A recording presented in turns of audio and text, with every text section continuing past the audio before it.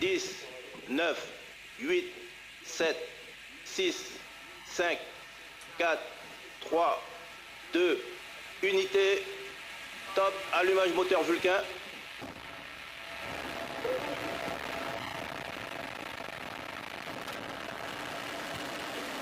Allumage 2 EAP, décollage.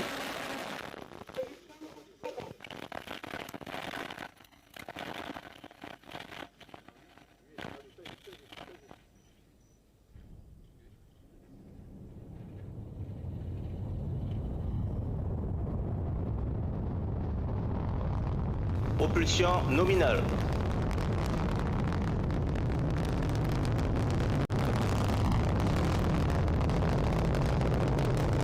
Tous les paramètres à bord sont normaux.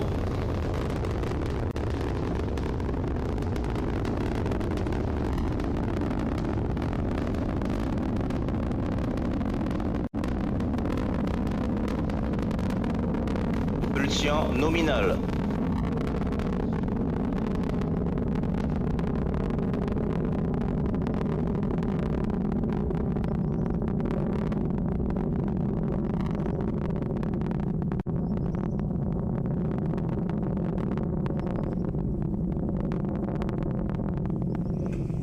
Syracuse 4B and Heinrich Hertz satellite blazing a trail on board the last ever Ariane 5 across the equatorial skies, and we can hear the rumble of her engines as she flies over. It's very impressive, and we are, 11 kilometers from the pad, and the delay of the vibration is a bit amazing.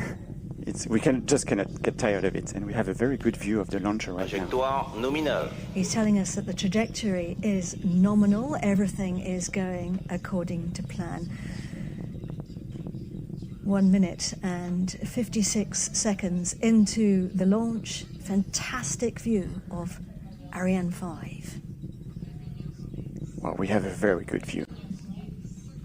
I'm sure we will see the booster separation with the camera. Nominal. So the propulsion is working perfectly, nominally, as we say in the space jargon. And here we will see the booster separation. Yeah, we see it. Séparation de 2 EAP.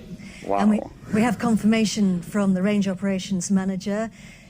Look at this. That's absolutely amazing. Those two boosters on the right and the left being jettisoned, the white dot in the middle, the Vulcan engine. So they are providing 90% of the overall thrust.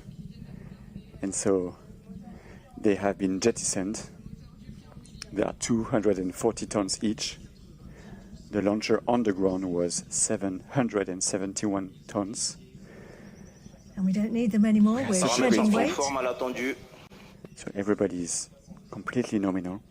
So next step is the separation of the fairing. That's coming up in about 10 seconds.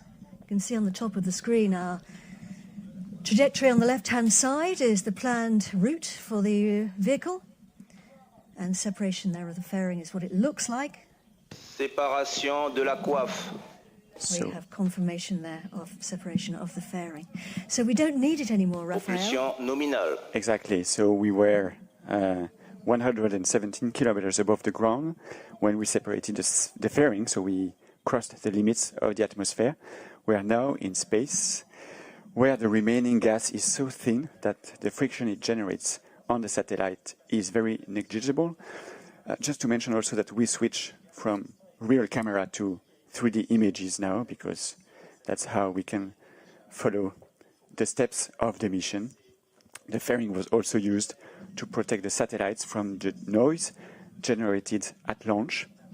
We obviously need to jettison it correctly to follow the logic of shedding as much weight as fast as possible, because the lighter the craft, the faster it goes, in order to release H2SAT and Syracuse 4B in less than half an hour from now. And that's the name of the game, of course, to lose mass so that we can climb higher into space. And the captain has switched off the seatbelt signs. If you look at our altitude at the top of the screen, 168 kilometers and climbing. So we have crossed what some people think of as the border with space, the Kármán line, which was at 100 kilometers above our planet. And yes, we can see Heinrich Hertz satellite for the first time.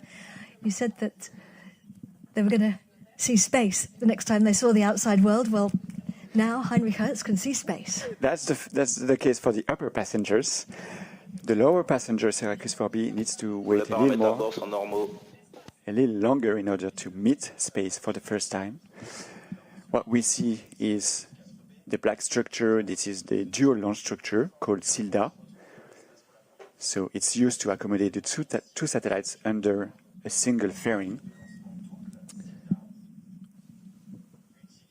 It's a very clever piece of kit because it allows you to attach one satellite at the front and then it protects the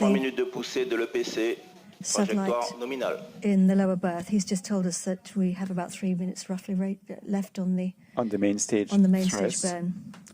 So thanks to the Vulcan engine, that's the engine of the main stage, we are gaining lots of speed right now.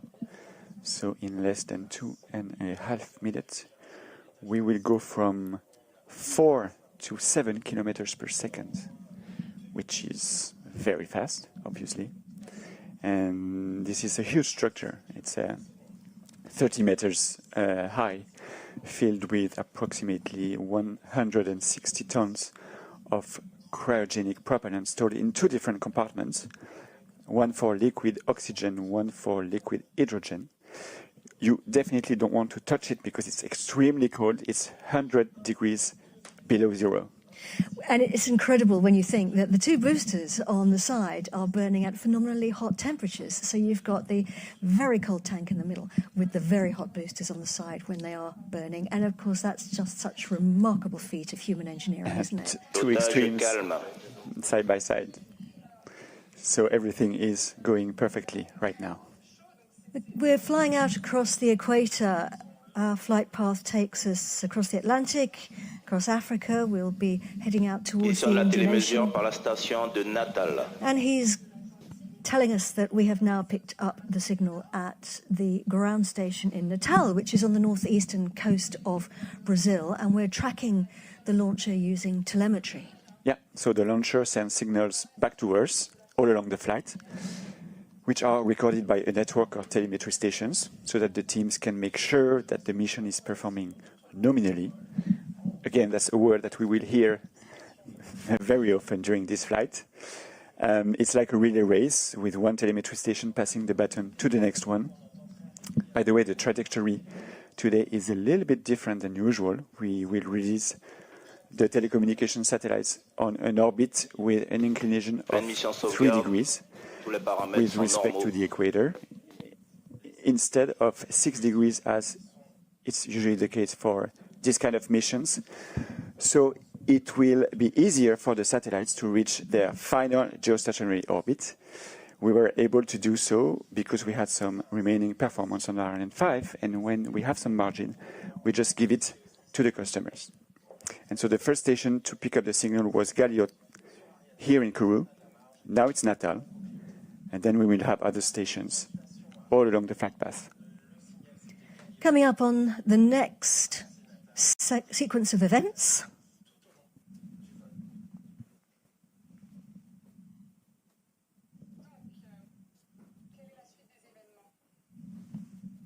Séparation de l'étage principal cryotechnique.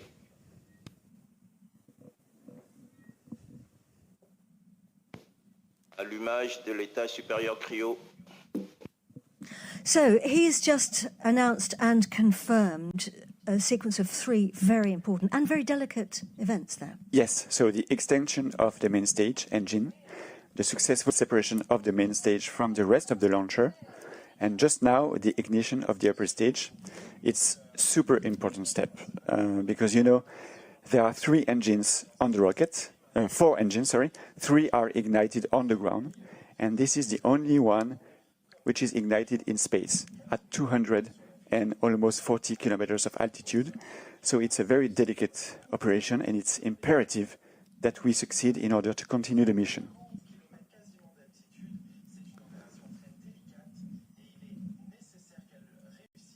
So we were being tracked still by the Galileo tracking station in the CSG. We've really begun the upper stage phase now of the flight, very much the next phase of the journey. The upper stage has taken the wheel. Its engine burns about 16 minutes, and it's a really clever piece of kit. It's got a number of jobs. It's got one particularly very important job, of course. Well, it's to transport the satellites to their transfer orbit, where they're going to be released. We need to do this, obviously, in a very precise trajectory, in a very precise way. Good news is everything is going smoothly right now.